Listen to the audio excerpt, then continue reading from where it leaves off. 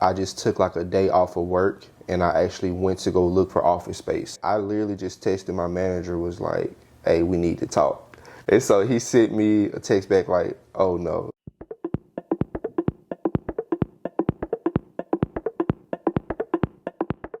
We are in the gym with TJ's animation workshop. TJ, nice having you. So the first question we're going to ask is, what made you leave your job? I started my business when I was in college. And so I've been doing the entrepreneurship thing as a side business while I was in college. So I had a little bit preparation before doing it. So after I graduated, I worked for a logistics company as a broker for 8 months. And then I just really wasn't happy. Like the job was good, but I wasn't satisfied, like fully satisfied. And so I really it was almost like a feeling within me, like, to be honest, like, like when your time, like when it's time, like you just can't escape it, you can't sleep. And so it wasn't a spur of the moment thing, but the way it happened, like 1 week, I just took like a day off of work and I actually went to go look for office space. And I found, and I found, Wow. and I found an office space. And then I literally just texted my manager, was like, hey, we need to talk. And so he sent me a text back like, oh no, like, cause he already knew. And so it's like a feeling. It was like a feeling that I had, and I knew it was time to leave my job. So that's honestly how it happened. Was there ever a fear, or did you just... Yeah, and it's still a fear now. Like, that fear doesn't go away, but it's just like when you know you're living in your purpose, like when you know that you're doing what you're supposed to do, then it's kind of like you got that faith that everything is going to work out. And you're going to work hard regardless to make sure that it doesn't, especially when you're back against the wall. So it's always that fear. But one thing, like one of my 10 rules is never be afraid to fail. Cause that's one thing that will stop you. Because one thing I learned, I have sales experience. So one thing I learned in sales is that commission, you have no roof on the commission that you can do. So I feel like entrepreneurship the same way. Like, although you don't have that promise of paycheck, there's no roof on what you can make versus a job, especially if you're on salary, there's that cap. Although you got that security, there's that cap. So it just really depends on what you're comfortable with. And I'm more for entrepreneurship type of person. You said it was a fear for you, and I know a lot of people may have misconceptions about ownership. Like, what are some of the misconceptions you feel that people have about ownership? Like, do they think they're going to just jump off the porch and it's just going to fall in their lap? Like, what are some of the... I feel like, so that is a good question. So as far as like misconceptions, I feel like, for one thing, there's different ways that you can make money and price yourself. Like, let's say multiple streams of revenue. Your business can have like 3 or 4 or 5 different streams of revenue. We're not talking about having 3 to 4 or 5 different businesses. We're talking about like your one business having 3 to 5 ways you make money.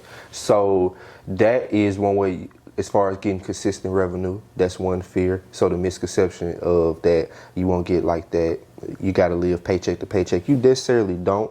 Like, if you plan it right and have a plan for your organization. So for example, I was telling you before we started that we just implemented a retainer / contract service for my company. And so that is one way to kind of come back not having that promise of what I'm gonna make month.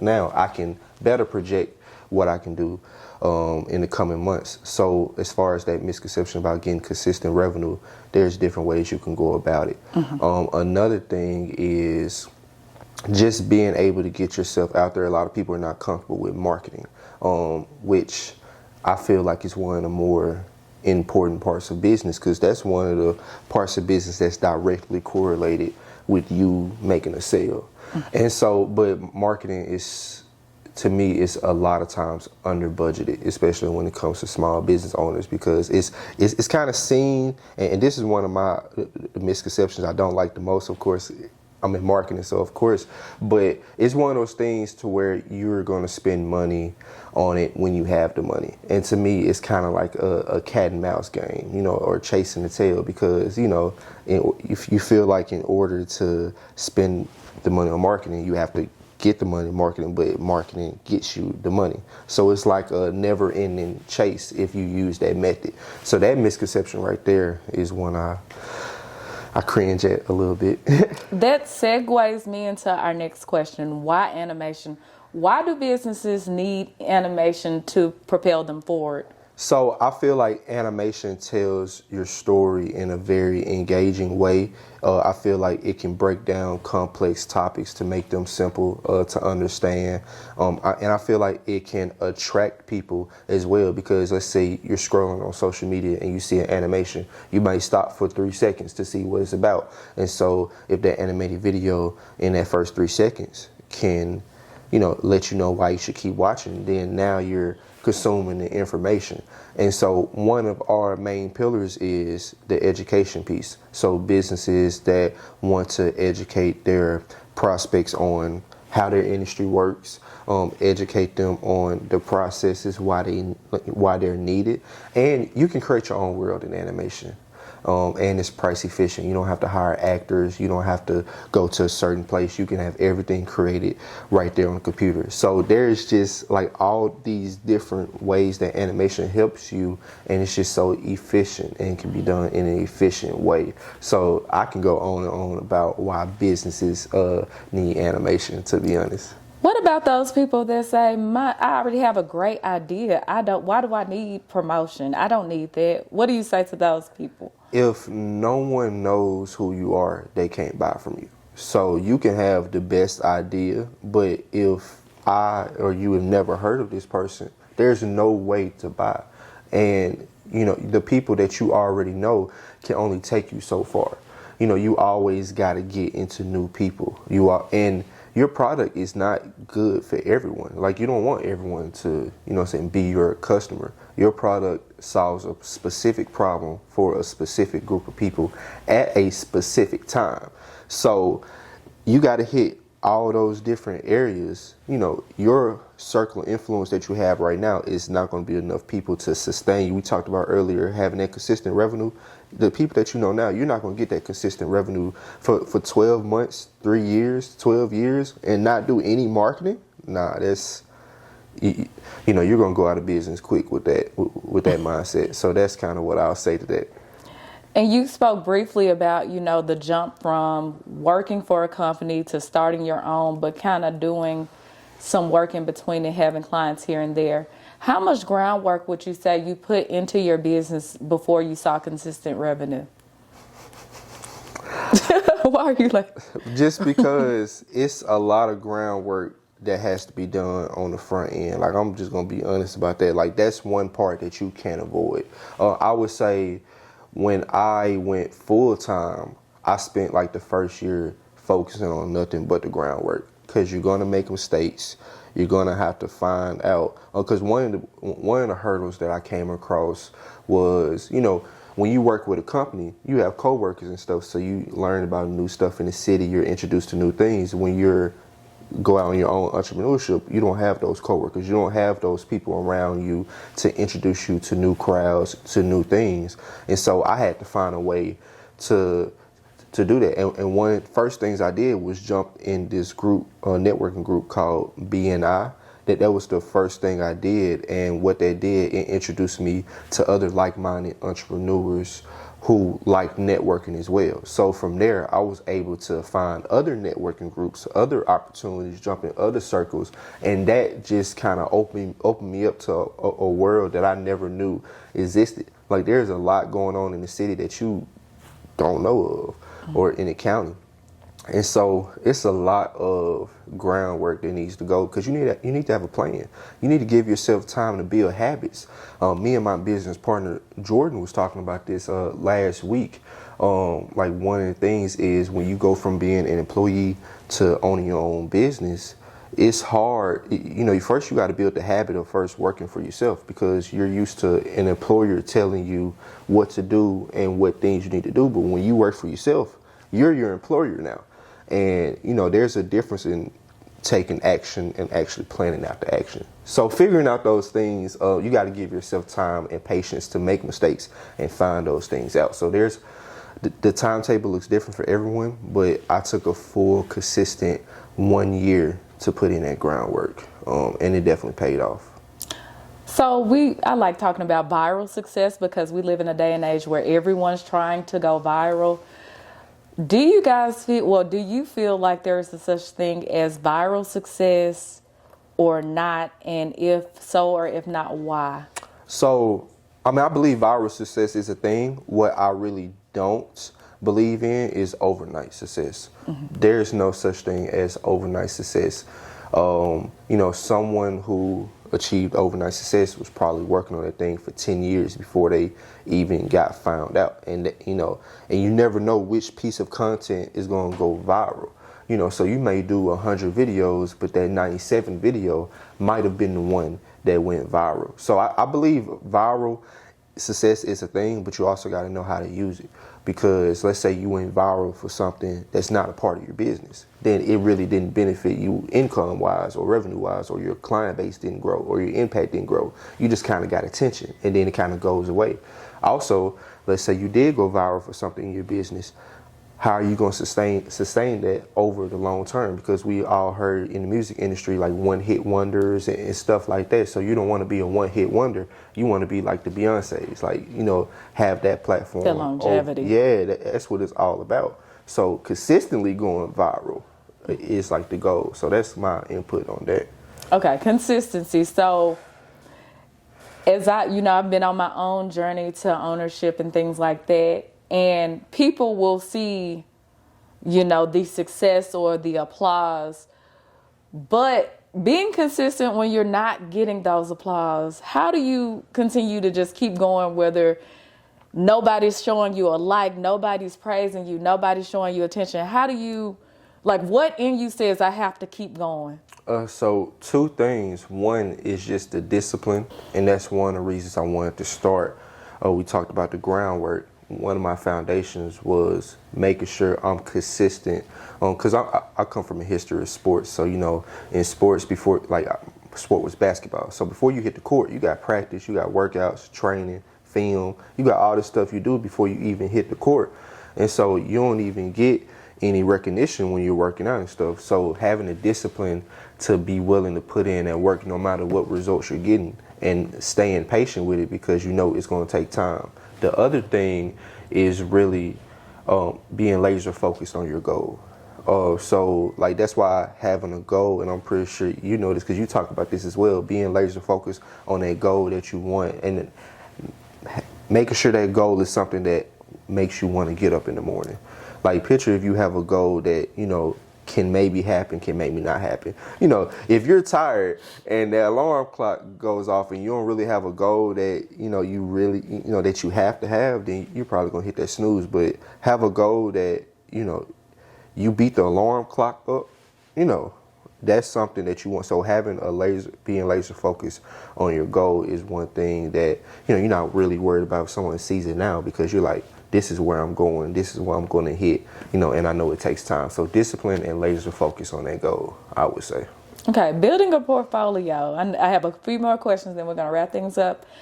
How long, I know you said it took a year for you to actually see results. How long did it take for you to build your portfolio to actually market to different people? So when I first started, I did a few free videos to start my portfolio.